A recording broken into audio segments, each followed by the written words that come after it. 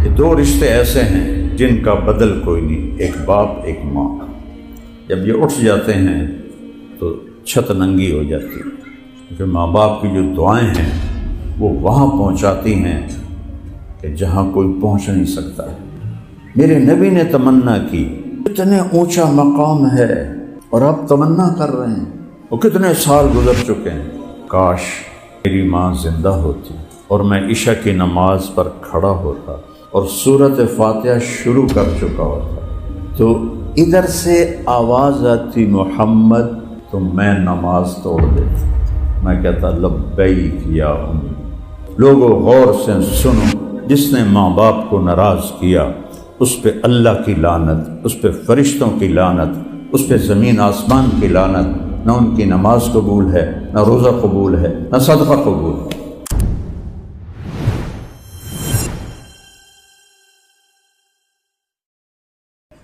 یہ دو رشتے ایسے ہیں جن کا بدل کوئی نہیں، ایک باپ ایک ماں۔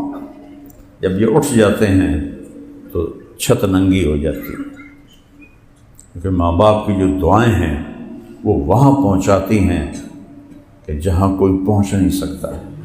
میرے نبی نے تمنا کی، کتنے اونچا مقام ہے اور آپ تمنا کر رہے ہیں، کاش میری ماں زندہ ہوتی، کیونکہ ماں کو دیکھا ہے، باپ کو تو دیکھا نہیں۔ اب 2 ماہ کے تھے پیٹ میں، انتقال ہو گیا۔ اور میں حضرت آمنہ کی قبر پر گیا 2000 میں، سن 2000۔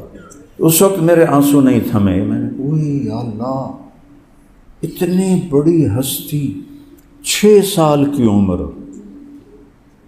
6 سال کی عمر، اور تنے تنہا، ایک ماں ایک نوکرانی ام ایمن، اور کالے پہاڑ، کوئی راستہ۔ مجھے پتا تھا میں نے وہاں جانا ہے، میں ایک عرب دوست کی بڑی جیپ لے کر گیا تھا جو پتھروں سے بھی گزر کے آگے جاتا، ویسے تو جا نہیں سکتا۔ ایسے دیکھوں یہاں 6 سال کا بچہ، ماں کی زبان بند ہو گئی، تو حیران پریشان ہے کہ کیا ہوا ہے، میری ماں کو کیا ہوا ہے۔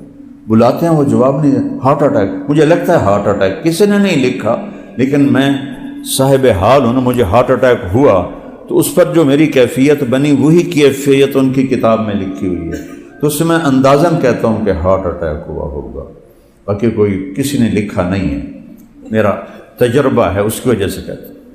اس طرح ہو رہے، ایسے ہو رہے، ایسے ہو رہے، آخر زور لگایا جیسے شمع بجھنے سے پہلے بھڑکتی ہے، کل حی میت وکل جدید بال وقد ولدت طہرا، یہ آپ کے آخری الفاظ تھے۔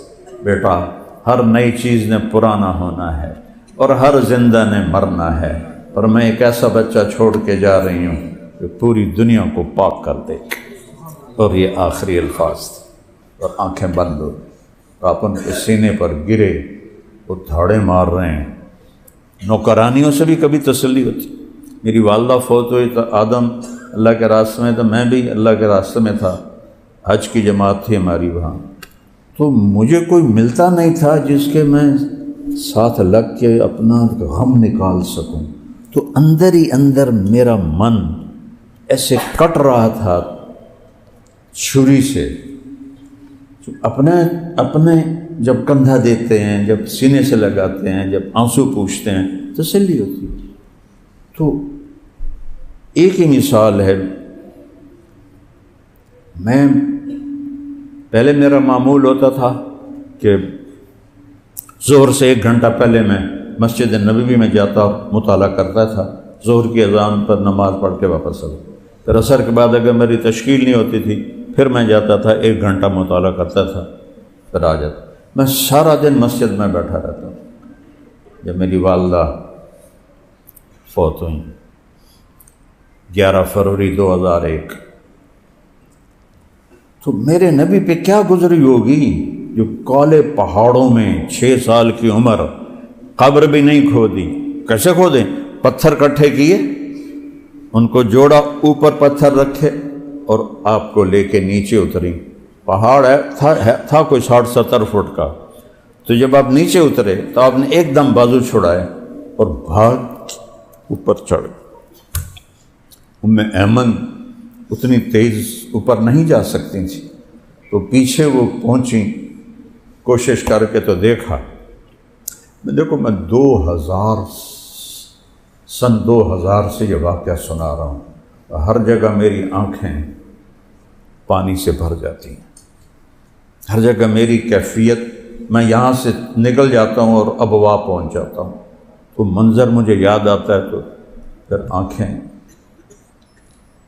پانی بہاتی۔ تو آپ اپنی ماں کے قبر کے اوپر ایسے لیٹے ہوئے تھے، ایسے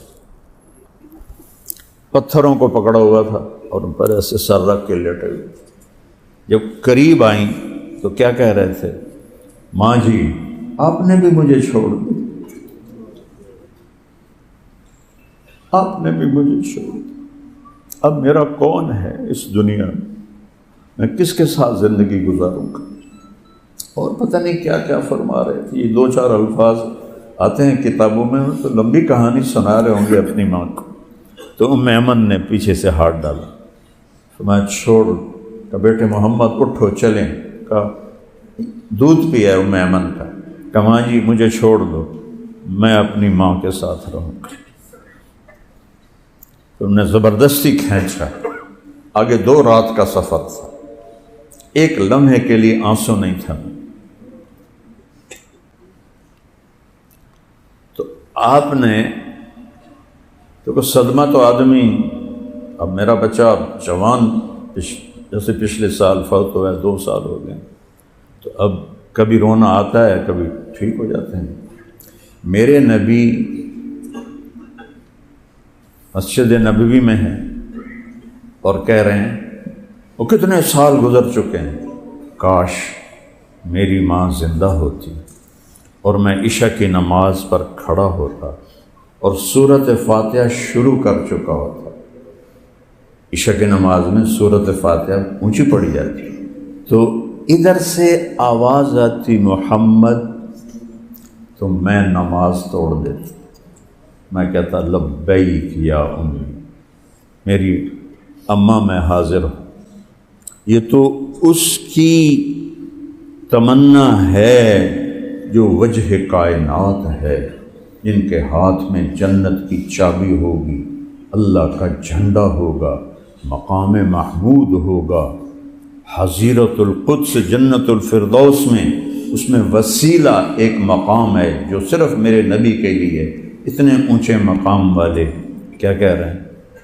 کاش میری ماں، پہلے کہا کاش میرے والدین ہوتے، پھر کہا والد تو دیکھا نہیں، کہا میری والدہ ہوتی، وہ مجھے کہتی محمد، تو میں نماز توڑ کے بھاگتا۔ یہ ہماری نسل تو ماں کو پانی پلانے پر راضی نہیں، ہاتھ میں موبائل ہے اور ماں کو کہہ رہی تنگ نہ کرو، ڈسٹرب نہ کرو۔ آپ سے پوچھا گیا یا رسول اللہ قیامت کب آئے گی؟ آپ نے کہا اللہ کو پتہ ہے۔ اس نے کہا کوئی نشانی بتا دیں، کہ جب بیٹیاں ماؤں کو ذلیل کریں گی تو قیامت آ جائے گی۔ بیٹیاں، بیٹوں کا نام نہیں لیا، بیٹیوں کا نام لیا۔ جب عرب اونچی اونچی بلڈنگیں بنائیں گے، بدو چرواہے ننگے پاؤں کثیر العیال جب برج خلیفہ بنائیں گے، تو ان کمبختوں نے قیامت ہی قریب کر کے کھینچ کے لے آئے ہیں۔ اور بیٹیاں، آج کی نئی تعلیم نے بتایا ہی کچھ نہیں ماں کیا ہوتی ہے اور باپ کیا ہوتا ہے۔ ان کے لیے تو ماں بھی ایک عام عورت ہے، انہیں یہ تھوڑا یاد ہے کہ کتنی دفعہ راتوں کو یہ اٹھی ہے تیرے لیے۔ وہنن علی وہنن، یہ عجب جملہ ہے کہ اتنی تکلیف اٹھائی اس نے حمل کی کہ سارا جسم بھر گیا تکلیف سے، پھر جگہ نہیں تھی جسم میں اور تکلیف کے جگہ پکڑنے کی، تو تکلیف کے اوپر آ کے تکلیف بیٹھ گئی۔ وہنن علی وہنن، عجب تعبیر ہے۔ ایک آدمی یہ پورے گھٹنے میں درد ہے، اس کا علاج کر رہا ہے، یہاں اللہ کہہ رہا ہے اس کے تیری ماں کے یہاں درد پورے باڈی پورے جسم میں ہے، جب درد کو کوئی جگہ نہ ملی جسم پر تو وہ پھر تیرے درد کے اوپر آ کر درد بیٹھا، پھر اس نے تجھے جنا، پھر اب تو کہتی ہے ڈسٹرب نہ کرو۔ ایک صحابی بولو،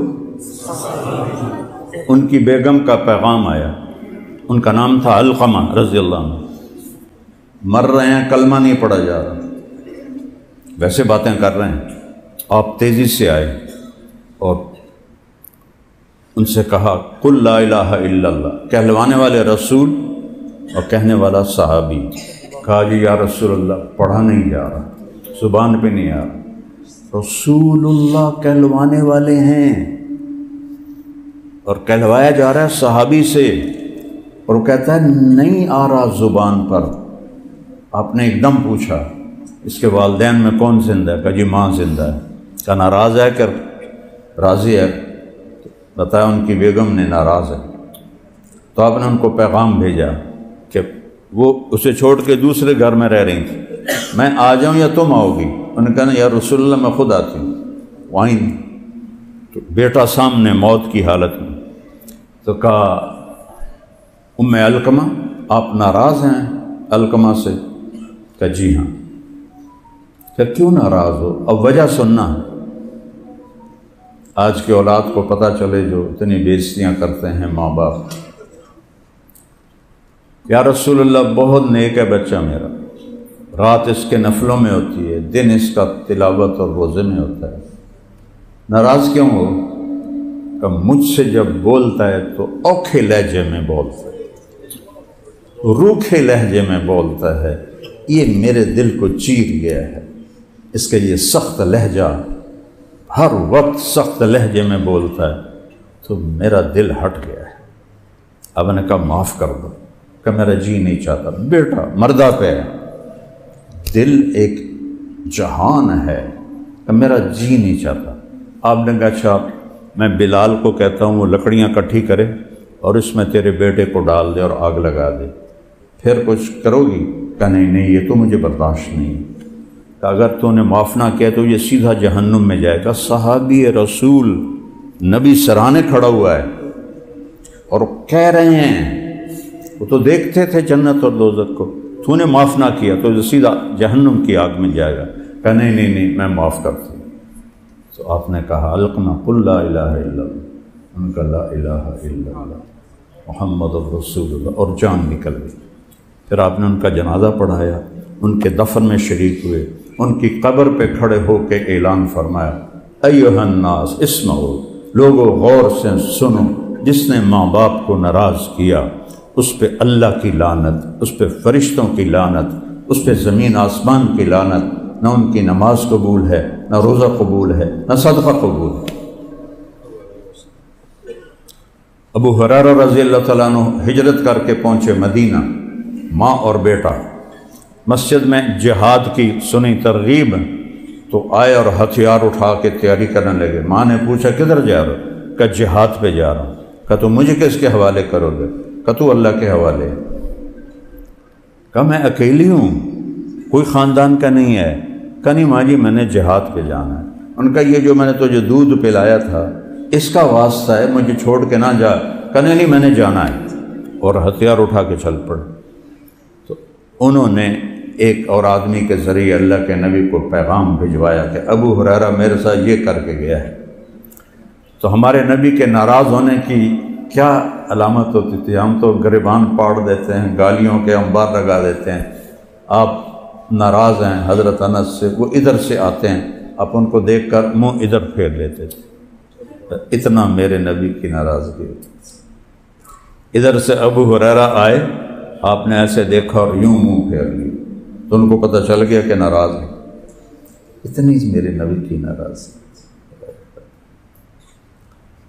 کبھی زندگی بھر ممبر سے کسی کا نام لے کر اس کا عیب بیان نہیں کیا۔ دیکھو سوشل میڈیا کیسے بھرا پڑا، اس کو دفع کرو۔ ممبر پر بیٹھے خطیب کیسے عزتیں اور پگڑیاں اچھال رہے ہوتے۔ ہمارے مدارس میں دینی حلقوں میں سیرت نہ پڑھائی جاتی ہے، نہ پڑھی جاتی ہے، نہ سمجھی جاتی ہے۔ فقہ فقہ فقہ فقہ فقہ. وہ کیسے جانے ماں کیا ہے اور باپ کیا ہے، بیوی کیا ہے، بہن کیا ہے، بیٹی کیا ہے.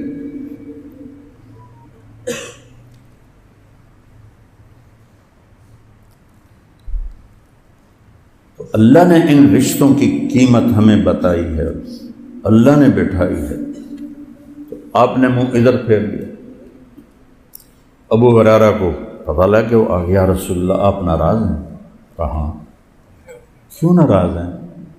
کہا تجھے ماں نے دودھ کا واسطہ دیا پھر بھی تجھے خیال نہیں آیا، اور تو ہتھیار اٹھا کے جہاد کے لیے نکل ہے. مجھے تیرے جہاد کی کوئی ضرورت نہیں، واپس جا اپنی ماں کے پاس رہ، یہی تیرا جہاد ہے.